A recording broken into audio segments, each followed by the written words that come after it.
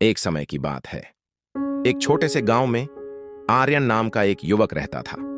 आर्यन के पिता गांव के सबसे बड़े जमींदार के मुनीम थे, इसलिए उसके घर में कभी किसी चीज की कमी नहीं रही।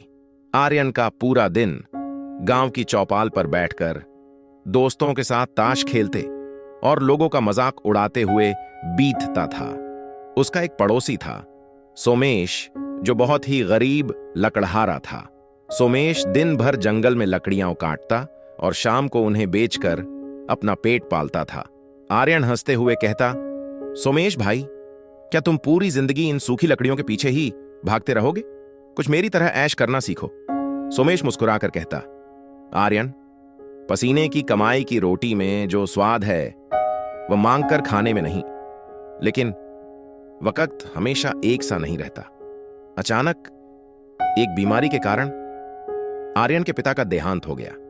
पिता के जाते ही घर की जमा पूंजी धीरे धीरे खत्म होने लगी। आर्यन को कोई काम आता ही नहीं था। जिस जमींदार के यहां उसके पिता काम करते थे, उसने भी आर्यन को काम देने से मना कर दिया, क्योंकि वह काम चोर था। एक दिन घर में खाने के लिए एक दाना भी नहीं बचा। मां ने रोते हुए कहा, बेटा, अगर आज तुम कुछ कमा कर नहीं लाए तो हमें भूखा सोना पड़ेगा। आर्यन की आंखों में आंसू आ गए। उसे सोमेश की याद आई। वह दौड़कर सोमेश के पास गया और उससे मदद मांगी। सोमेश दयालु था। उसने आर्यन को अपनी पुरानी कुल्हाड़ी दी और कहा, चलो मेरे साथ जंगल, आज से तुम भी मेहनत करना सीखो।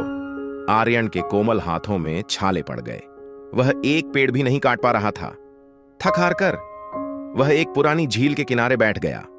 तभी उसकी कुल्हाड़ी फिसलकर गहरे पानी में गिर गई। हे भगवान, पहले ही कुछ नहीं था, अब दोस्त की अमानत भी खो दी। तभी झील का पानी जोर से हिला और वहां से जल देवता प्रकट हुए। उन्होंने सोने की कुल्हाड़ी दिखाकर पूछा, क्या यह तुम्हारी है?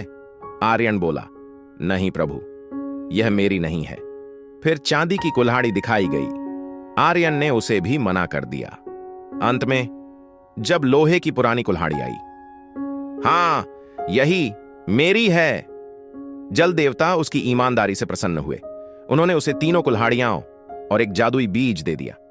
आर्यन ने बीज बोया और रातों रात वहां कीमती फलों से भरा एक पेड़ उग आया।